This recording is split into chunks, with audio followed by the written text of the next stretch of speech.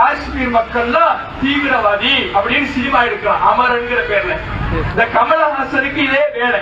கமலஹாசனுடைய ஒட்டுமொத்த சினிமா வரலாற்று புத்தியும் எப்படி இருக்கும்னா, இஸ்லாமியர்களை தீவிரவாதிகளா சித்தரிக்கிறார், முஸ்லிம்களை பயங்கரவாதிகளா சித்தரிக்கிறார். இது காலம் காலமாக கமலஹாசன் செய்யக்கூடிய வேலை. விஸ்வரூபத்தில் இந்த இஸ்லாமியர்களிடத்தில் வாங்கிய அடியின் விளைவாக அதன் பக்கம் கொஞ்ச நாள் வராமல் ஒதுங்கி கிடந்த இந்த அயோக்கியன் கமலஹாசன் இப்போ ராணுவ வீரர்களுடைய தியாகத்தை நான் போட்டுறேங்கிற பெயர்ல ஒரு போர்வையை போட்டுக்கிட்டு அமரங்கிற படத்தை ரிலீஸ் பண்ணிருக்கிறார். இது முழுக்க முழுக்க இஸ்லாமியர்களை பயங்கரவாதிகளாக சித்தரித்து எடுக்கப்பட்ட திரைப்படம்.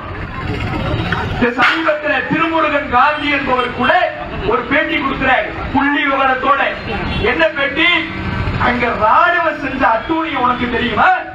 கமலஹாசன் அயோக்கியனே, அங்க ராணுவம் செஞ்ச அட்டூழியம் உனக்கு தெரியுமா? அந்த ராணுவம் எப்பேற்பட்ட அட்டூழியத்தை நிகழ்த்தியது? அப்பாவி மக்களை கொன்று குவித்தது, பெண்களுக்கு பாலியல் துன்புறுத்தலை கொடுத்தது.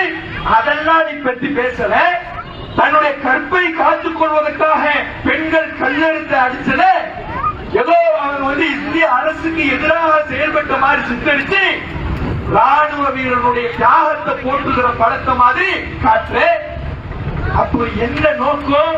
இஸ்லாமியர்களை தீவிரவாதிகளாக சித்தரிக்கணுங்கிற அந்த RSS அஜெண்டாவை கமலஹாசன் செய்கிறார்.